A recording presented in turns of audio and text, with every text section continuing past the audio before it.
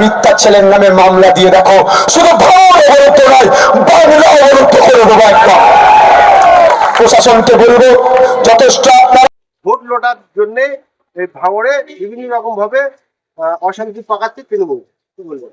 দেখুন, পঞ্চায়েত ভোটে ভোট লুটেছে, বিভিন্ন ইলেকশনে ভোট লুটেছে, কিন্তু এবারে নির্বাচন কমিশন যা ঘোষিত করে দিয়েছে, লোকাল পুলিশ বুথের আশেপাশে যেতে পারবে না, 100 মিটার দূরে লোকাল পুলিশকে থাকতে হবে।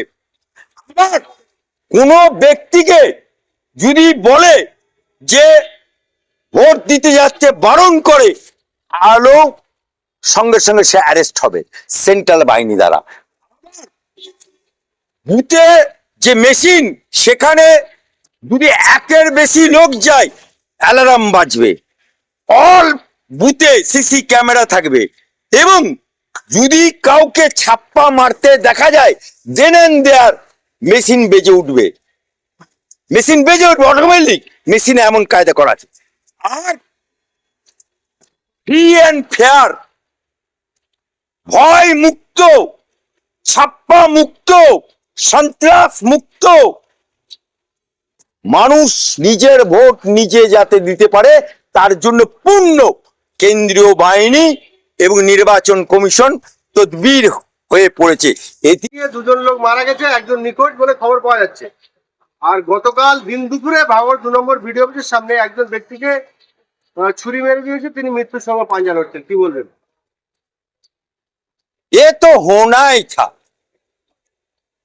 ভাঙড়ের বুকে ইলেকশন হবে, খুন হবে না, ভাঙড়ের বুকে বোম পড়বে না, ভাঙড়ের বুকে ছুরি মারামারি হবে না, এটা হয় নাকি?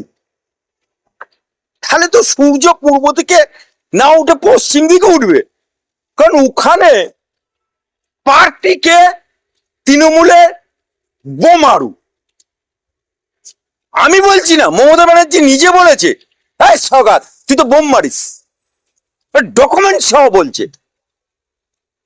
মমতা ব্যানার্জি চিফ মিনিস্টার, সরকারি প্রশাসনিক বৈঠকে এসপি আছে, ওসি আছে, সবাই আছে, সকলের সামনে, মিডিয়ার সামনে শওকত মোল্লাকে বলছে তুই তো বোম মারিস। সেই বোমারু যদি ওখানে প্রার্থী হয়, তো সেখানে বোম পড়বে না তো কি চকলেট পড়বে, বোম পড়বে না তো কি রসগোল্লা পড়বে, বোম পড়বে না তো কি গোলাগুলি হবে না তো কি হবে? হ্যাঁ, কারণ বোমারু যে সে ওখানের প্রার্থী, হাঁটা মাথা আটকে গেছে। বুনো হাতি দেখেছেন? বুনো হাতি, শওকত মোল্লা এখন বুনো হাতি হয়ে গেছে, খালি গুতি করে বেড়াচ্ছে, এরকম করে গুঁতে বেড়াচ্ছে। কারণ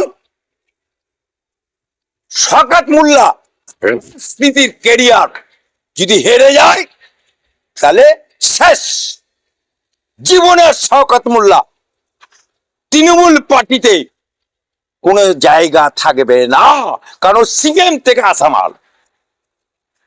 এবং একটা মিটিং এ অভিষেক ব্যানার্জি জিজ্ঞেস করছে, আরে সওগাত তুই তো ভাঙড়ের অবজারভার, তা ভাঙড়ের অবস্থাটা কি? বলছে 1 নম্বর, আমরা জিতবো। বলে তাহলে তুই ওখানে প্রার্থী হয়ে যা। ওখানে যখন প্রার্থী হয়ে যা বললো, ওর মুখ ফ্যাকাশ হয়ে গেল। সে বলছে আমি এখানকার রানিং প্রার্থী, রানিং এমএলএ, আমি ওখানে যাব। তার মানে ওইখানেই ওকে প্রার্থী করলো, ওইখানেই ওকে তৃণমূল প্রার্থী করলো। ওর দৌড় কতটা, রাজনীতিককে দৌড় কতটা, কতটা বোম মানতে পারে, কতটা গুলি চালিতে পারে, সেটা দেখার জন্য প্রার্থী হয়েছে। তাই ও শেষ কামড় দিচ্ছে, ও শেষ কামড় দেবে। আপনি লিখে দিন, ভাঙড়ে সবেমাত্র খুন হওয়া শুরু হয়েছে, ইলেকশন শেষ হতে না হতে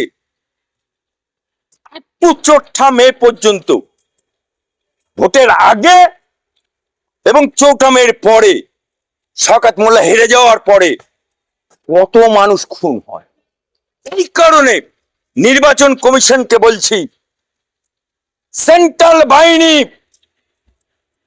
যত লাগে অন্য জায়গা থেকে তুলে ওখানে ডবল দেয়া হোক। প্রতিটা কেন্দ্রে যা দেয়া হয় তার থেকে ডবল এখানে দেওয়া হোক। কারণ ভাঙড়ে একজন প্রার্থী হয়েছে তৃণমূলে বোমারু, মুখ্যমন্ত্রী বলেছে সেই বোমারু ওখানে প্রার্থী হয়েছে। লড়াই কার সাথে হচ্ছে? লড়াই হচ্ছে ভাঙড়ের এমএলএ নওশাদ সিদ্দিকী। অন্যদিকে কালে তৃণমূলের পুরনো নেতা, সৃষ্টিকর্তা তৃণমূলের নেতা আরাবুল, সেও প্রার্থী হয়েছে পাশের কেন্দ্রে। অর্থাৎ আরাবুল বাহিনীও ছড়ে নেই এই শওকত মোল্লাকে। শওকত মোল্লাকে ছাড়বে না আরাবুল, ইঞ্চিতে ইঞ্চিতে জবাব নেবে। ওরা একটা মারলে ওরা দুটো মারবে। আজকে নওশাদ সিদ্দিকী একা নেই, নওশাদ সিদ্দিকীর পাশে আরাবুল এসে গেছে। তাই ডরনে কা বাত নেই হ্যায়। জনগণ ভাঙড়ের নওশাদ সিদ্দিকীর পাশে আছে। আরাবুলের হাতে আছে বোম, পিস্তল, গুলি, মস্তান, আর পেছনে পুলিশ ছিল। এই পুলিশ আমি লিখে রেখে দিন, পুলিশ আর শওকত মোল্লার পেছনে থাকবে না। আর দুদিন পরে, চৌঠা মের পরে তৃণমূল পার্টিটাও ওর পেছনে থাকবে না। তাই শওকত মোল্লা, তুমি ইন্তেজার করো, তোমার ফাটা বাসে মাথা আটকে গেছে। এই তো মমতা বাবু কান্নাকাটি শুরু করে দিয়েছে, এতেই তো মমতা বাবু চোখের আঁসু বইছে, এতেই তো মমতা বাবু কান্নাকাটি শুরু করে দিয়েছে। শুভেন্দুর কাছে হেরেছিল পায়ে ব্যান্ডেজ বেঁধে, হারার পরে ব্যান্ডেজ উঠে গেল। কোন আবার সেই ভবানীপুরের শুভেন্দু। क्या करेगा? उस टाइम बापा में लगा था, डान पर में बैंडेज किया, इस बार की माथा में बैंडेज करेगा। দেখুন নওশাদ সিদ্দিকী কি বলছে আমি জানি না, পরিষ্কার কথা। নওশাদ সিদ্দিকী আরাবুলকে নিয়ে প্রার্থী করেছে, আর যে লোকটা যে পার্টির সাথে অ্যালায়েন্স করেছে যোগ, 8 মাস ধরে সিপিএম चिट्ठी आती है चिट्ठी जाती है, চিঠি আতি হয় চিঠি জাতি হয়। 8 মাস ধরে এই সিপিএম, যার কিনা একটা বিধায়ক নেই, তবু তো নওশাদ সিদ্দিকী দলের একটা বিধায়ক আছে। সেই দল, যে দলটা বাংলার বুকে এখন আমার হাইকোর্ট ছাড়ার কোনো জায়গায় নাই, মাকে না খায় না গায়ে দেয়, যে দলটা বলে